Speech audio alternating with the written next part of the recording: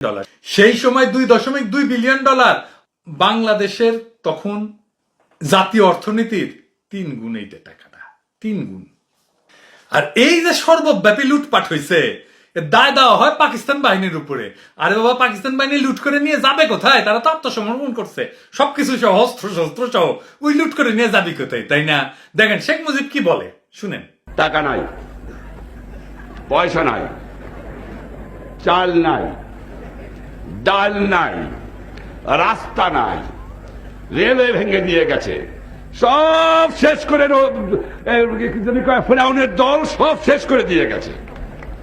এই ভারতীয় বাহিনী এত নির্লজ্জ ছিল যে এত কিছু নিয়ে যাওয়ার পরেও ব্রিগেডিয়ার র্যাঙ্কের অফিসার ঢাকা ক্যান্টনমেন্ট থেকে ফ্রিজ, আসবাবপত্র, কোকারিজ, বিস্কুট এইগুলা ট্রাক ভর্তি করে ইন্ডিয়ার পাচার করে। ব্রিগেডিয়ার মিশ্র নামে একজন ইন্ডিয়ান অফিসার এই লুটের অপরাধে কোর্ট মার্শাল হয়েছিল। সুনীল গঙ্গোপাধ্যায় আছে না, ওর একটা বই আছে পূর্ব পশ্চিম, এটা নিয়ে লিখিছে। কিন্তু ওই বই ওই পূর্ব পশ্চিমে ইন্ডিয়াত লিখিছে, কলকাতাতে লেখা হয়েছে, সুনীল গঙ্গোপাধ্যায় লিখছে, আমরা কেউ না। দেখেন কি লিখিছে, ঢাকায় এত সব বিদেশি জিনিস পাওয়া যায়, এসব তো আগে দেখেনি ভারতীয়রা। Refrigerator, TV, twin one, carpet, টিনের খাবার এইসব ভর্তি হতে লাগলো ভারতীয় সৈন্যদের ট্রাকে। কি মজা! হাঙ্কেরে নাকি স্বাধীন করে দিয়ে গেছে, বাংলাদেশ নাকি ওরা সৃষ্টি করিছে। হে হে বালশিউর, তোরা দেখলে কিছু দেখিসনি। হাঙ্কেরে ওসিলার দেখবার পারিছু, এগুলা টুইন ওয়ান দেখিছু, কার্পেট দেখিছু, টিনের খাবার দেখিছু, হ্যাঁ, টেলিভিশন দেখিছু, ফ্রিজ দেখিছু, তাই না? এগুলো তো ছিল না তোর এখানে, লুট করে নিয়ে যাস কে? এমনই একটা বেপরোয়া ছিল এই লুটপাট যে বাথরুমের আয়না, ফিটিংস এগুলোও নিয়ে যায়। কমোডও নিয়ে গেছে, হাগার কমোড নিয়ে গেছে। ওরা তো মাঠে থাকে, তাই না? তো কমোডও নিয়ে গেছে।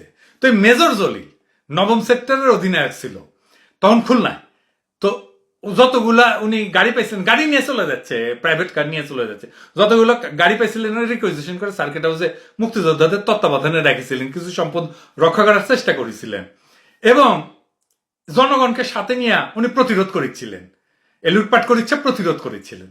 ফলো পেলেন 28শে ডিসেম্বর তিনি যশোর থেকে হাওয়া হয়ে গেলেন, গুম হয়ে গেলেন। প্রথম বাংলাদেশের গুম করলো ইন্ডিয়ান সোলজাররা। মেজর জলিল পরে জানাইছেন যে 31শে ডিসেম্বর তিনি ভারতীয় বাহিনীর হাতে গুম হন এবং যশোর সেনানিবাসের অফিসার্স কোয়ার্টারের একটা নির্জন বাড়িতে তাকে আটক রাখা হয়। বাড়িটা ছিল পাকিস্তানি বাহিনীর একটা নির্যাতনের সেল। বাড়িটা অন্ধকার, রুমে মানুষের রক্তের দাগ, এলোমেলো সেরা কিছু চুলটুল, কিছু নরকঙ্কাল, এমনকি সঙ্গে শকুন, শেয়ালের উপস্থিতির মধ্যে একটা খাট দিছিল। ডিসেম্বরের শীতের রাতে একটা আধা সেরা কম্বল গায়ে দিয়া দেশের প্রথম রাজবন্দী, প্রথম গুমের শিকার বীর মুক্তিযোদ্ধা মেজর জলিল শুনতে পেলেন পাশে নতুন বছর হইতেছে। দেখেন না, পটকা ফুটায় বাংলাদেশে, উঙ্কে করে ভারতীয় সেনারা বর্ষবরণের উল্লাস করিচ্ছে, নর্তকী নাচিচ্ছে, ঘুঙ্গুরের শব্দ আসিচ্ছে, সেই সঙ্গে নারী পুরুষের হল্লা মদ খাচ্ছে। মেজর জলিলের এই গুম হওয়ার সংবাদ 2.5 মাস পরে সরকার স্বীকার করে। এটাই ছিল স্বাধীন বাংলাদেশে প্রথম মিডিয়া সেন্সরশিপ এবং প্রথম গুমের ঘটনা। কারা করেছিল? ইন্ডিয়ানরা করেছিল, ইন্ডিয়ান সোলজাররা করেছিল। এই যে হাসিনা গুম করেছে 15 বছর এতজনকে, এবং গুম একটা বিশেষ শব্দ হাসিনার শাসনে। হাসিনার শাসনকে যদি বলতে হয় তাহলে বলতে হবে গুমের কথা। গুম হওয়া লোকের সংখ্যাটা প্রায় 3000, আমরা সবাই জানি। এবং এই গুমটা শিখেছে সে ইন্ডিয়ান সোলজারদের কাছ থেকে। এবং বাংলাদেশের প্রত্যেকটা নাগরিক ভয় করে সে কখন গুম হয়ে যায়, তাকে কখন তুলে নিয়ে যায়। এই যে একটা ভয়ের একটা আবহ তৈরি করছে, একটা ভয়ের সংস্কৃতি তৈরি করেছে, ভয়ের কালচার তৈরি করেছে, এইটা শিখেছে সে ইন্ডিয়ানদের কাছ থেকে। দ্বিতীয় গুম হওয়া ব্যক্তি যাকে, বাংলার অসম্ভব প্রতিভাবান, কালজয়ী, জ্ঞানী আর অসীম দেশপ্রেমিক এক ব্যক্তি, নাম জহির রায়হান।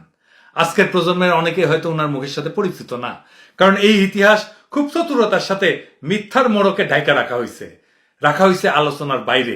যারা ওনার মুখের সাথে পরিচিত না তাদের জন্য দেখাইতেছি, এই যে ইনি সেই হতভাগা দেশপ্রেমিক মানুষ, যে দেশকে ভালোবাসার অপরাধে, সত্য তুলে ধরার অপরাধে, সত্যের পক্ষে আওয়াজ তোলার অপরাধে স্বাধীন বাংলায় গুমের শিকার হইয়া সম্ভবত উনারে প্রাণ দিতে হয়েছিল। উনি দ্বিতীয় গুমের শিকার হয়েছিলেন, উনার মৃতদেহ খুঁজে পাওয়া যায় নাই। তো কেন তার প্রাণ নেওয়া হইল? কি ছিল তার অপরাধ? আর কবেই বা উনাকে গুম করে মেরে ফেলা হলো? 1972 সালে। হ্যাঁ, ঠিকই শুনতেছেন। ৭১-এর যুদ্ধে উনি মারা যান নাই, ওনারে গুম করা হয় দেশ স্বাধীন হওয়ার পরে মিরপুরে। যদিও এইখানে ইতিহাস লুকাইতে গিয়া ভুয়া ইতিহাস দাঁড় করায় রাখছে সত্য ইতিহাসের দুশ্মনেরা, আমি সেই দিকে যাব না। তো উনাকে কেন গুম করা হয়েছিল? কারণ উনি পেশায় ছিলেন একজন চলচ্চিত্র নির্মাতা, ছিলেন একজন গুণী লেখক। ৭১ পার হওয়ার পরে যখন উনি দেখলেন যে দেশের মানুষকে কিভাবে বন্ধুরূপী শত্রু রাষ্ট্র কুক্ষিগত করতেছে, কিভাবে লুটপাট করতেছে, কিভাবে স্বাধীনতা দিবে এই বলে ছলনা কইরা দাস বানাইতেছে, উনি এইসবের বিরুদ্ধে বাস্তব প্রমাণগুলো ক্যামেরাবন্দি করছিলেন, প্রতিবাদী কণ্ঠ হইয়া উঠছিলেন।